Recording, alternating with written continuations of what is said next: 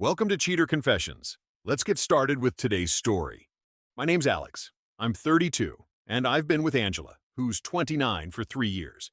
We share a modest apartment in downtown Chicago. Life ran steady. Work, dinner, gym, weekends with friends. Nothing shaky. That held until Angela's friend Lydia announced a 30th birthday trip to Miami. Angela brought it up while stirring pasta. "Babe, Lydia's doing her birthday in Miami. 4 days, just the girls," she said, tossing basil like it was nothing. "Okay," I said. "Go, have fun." "I don't want you being controlling," she added, eyes on the pot, not me. I smiled. "Controlling? That's not me. I don't blow up your phone." She leaned on the counter, twirling a spoon. "Some men get weird when their girlfriends go out. Miami is different. Promise you won't check on me every hour?" "Promise," I said. "Enjoy yourself." She nodded, but the smile looked practiced. Over the next week, the comments kept coming. "You're not going to track my location, right?" Then, "Harper's boyfriend is already acting insecure." "Don't be like that." She changed her phone password. "For security," she said.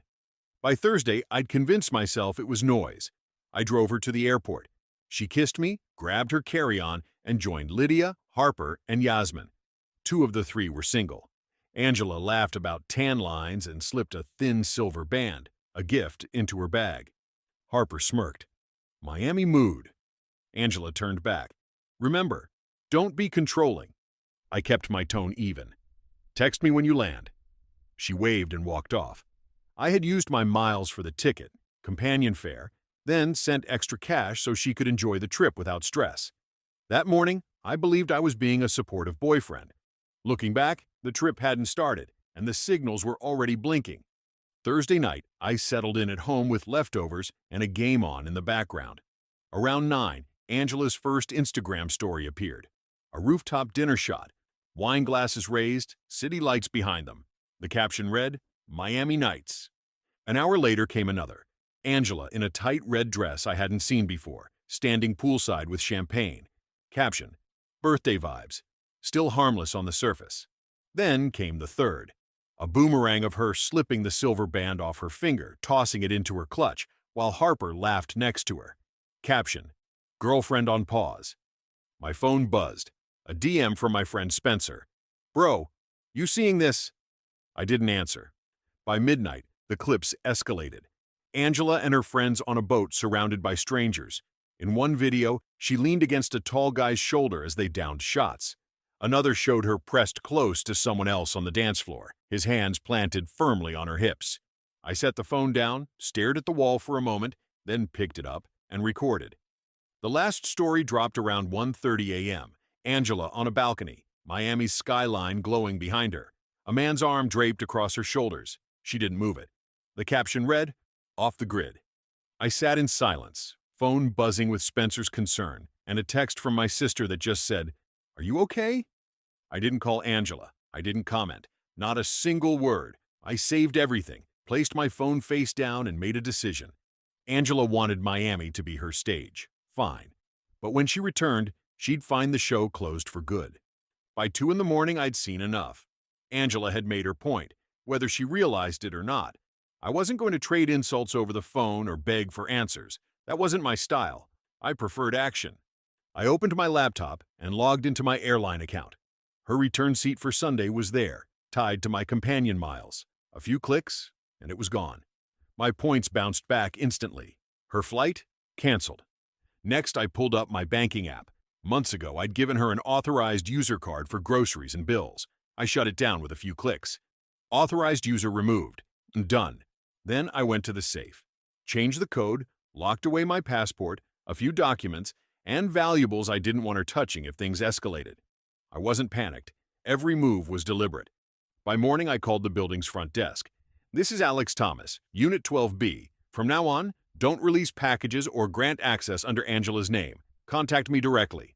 "Understood, Mr. Thomas," the concierge said. At work, I kept my routine. Coffee, meetings, spreadsheets. At lunch, Spencer called to check in on me. He wanted to know if I was holding up, if I was going to explode the way most men would after seeing what I'd seen. I told him I was steady. I had no intention of blowing up on Angela. That wasn't who I was. When he asked what came next, I tightened my grip on the phone and laid it out plainly in my mind. She wanted freedom in Miami, and she could have it. But when she came back, she'd find that the locks and everything else wouldn't be the same. Spencer's reaction was almost a whistle of disbelief, thinking it was cold. To me, it was clear. I hung up and got back to work like it was any other day. But I'd already drawn the line. Angela thought she was untouchable. She was about to learn I wasn't the man to test. Sunday afternoon, right when her flight should have been boarding, my phone buzzed. "Babe, my app isn't showing my flight. Can you check?" I set the phone down. Didn't answer. 5 minutes later, "Alex, I can't check in. Something's wrong. Call me." Then came the calls. I let them ring out. By 2:45 p.m., the tone shifted. "What is this? The airline says my ticket was canceled. Did you do this? This isn't funny. Please, Alex, I don't have the money for another ticket. The girls are boarding now. I'm stuck here. Help me." I let the phone buzz on the counter. Then she left a voicemail. Her voice was sharp, teetering between anger and panic. "You're being insane. Book me another flight. Stop being dramatic." By 6, she turned to Instagram, a shaky clip of her sitting on her suitcase in the terminal. Caption: "When your boyfriend can't handle you having fun, controlling behavior is abuse." Her friends backed her up. Harper posted, "Real men trust their women." Yasmin added, "Insecurity is ugly." But not everyone bought it. Comments rolled in. "Didn't she take her ring off?" Another, "She looked real cozy with that guy." Meanwhile, my phone kept lighting up. Dozens of texts, endless missed calls. I flipped it to Do Not Disturb, grabbed my gym bag, and left. The waits were loud, steady, and didn't ask questions. That night, her last story showed her curled up in a stiff airport chair, blanket pulled to her chin. Caption: "Still here. Still waiting." I muted the video and shut off my phone. Angela wanted the world to see me as the villain. I didn't need to defend myself. Her own stories already did the job. Angela landed in Chicago late Tuesday afternoon. Her mother, Evelyn, had wired her enough money for a last-minute seat. By the time she rolled into our building, I was already waiting in the lobby with security standing nearby. Angela dragged her suitcase across the tile, eyes locking on me. "Really, Alex?" Her voice carried across the room. "Canceling my flight? Leaving me stranded like some stray dog? That's abuse." I stayed seated. "Angela, let's keep this civil. We'll talk here." She stepped closer, pointing a finger. "All I did was dance. It was harmless fun. You made it into a crime." I reached into a folder on my lap and slid the papers across the table. Screenshots of her own posts, her slipping off the ring, leaning on a stranger's shoulder, that balcony photo. She glanced down, then back at me. "You're blowing this out of proportion." "Out of proportion?" I kept my tone flat. "You made sure the whole world saw it. You wanted to be girlfriend on pause. Now you are." Angela's jaw clenched. "Fine, let's go upstairs and talk privately." "You're not going upstairs," I said.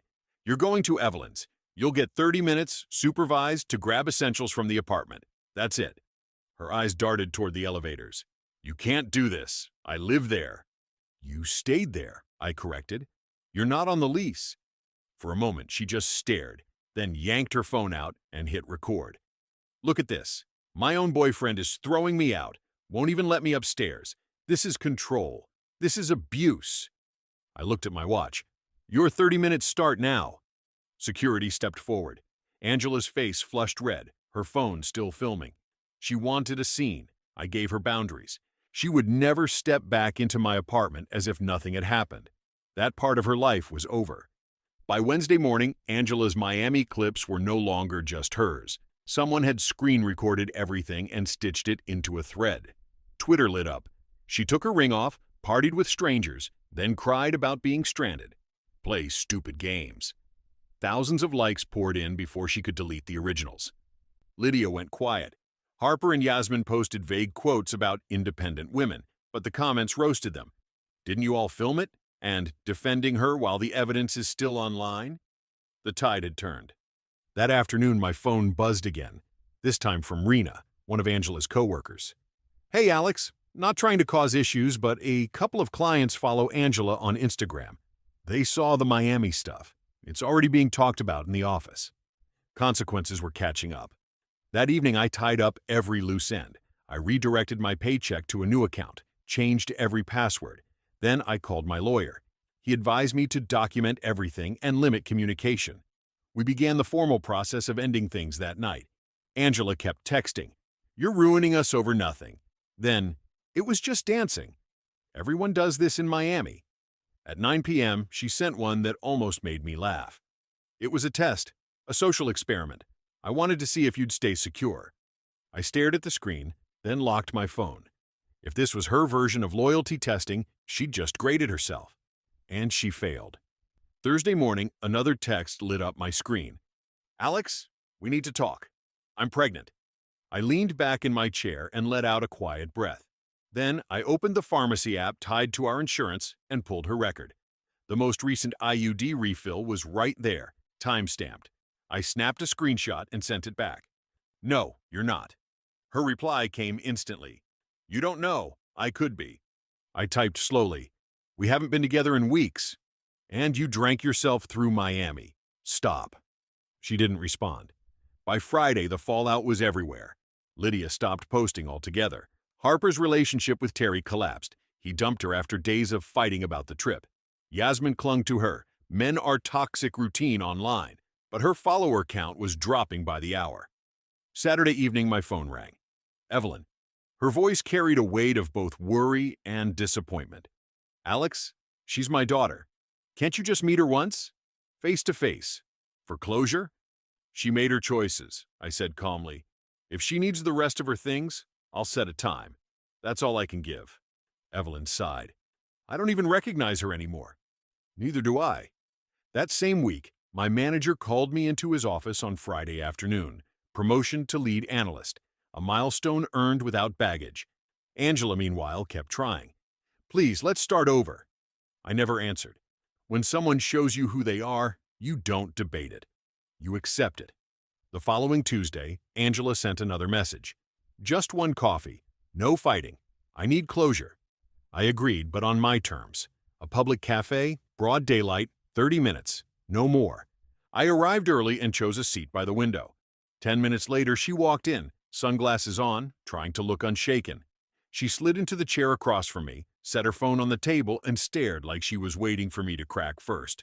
"Say what you came to say," I told her. Her voice dropped to a softer pitch. "I know I messed up. Miami wasn't supposed to be like that. It was just supposed to be fun. Dancing, letting loose. I never meant to hurt you." I took a sip of coffee. "Angela, you didn't just hurt me. You broadcasted. To me, to my family, to strangers. You turned our relationship into entertainment." She swallowed hard. "But we've been together 3 years. You can't just throw it all away over a mistake." "One mistake?" I slid my phone across the table, screen lit with screenshots of her posts. "That was 4 nights of choices, 4 nights of captions. You wanted to be girlfriend on pause. Well, now you are."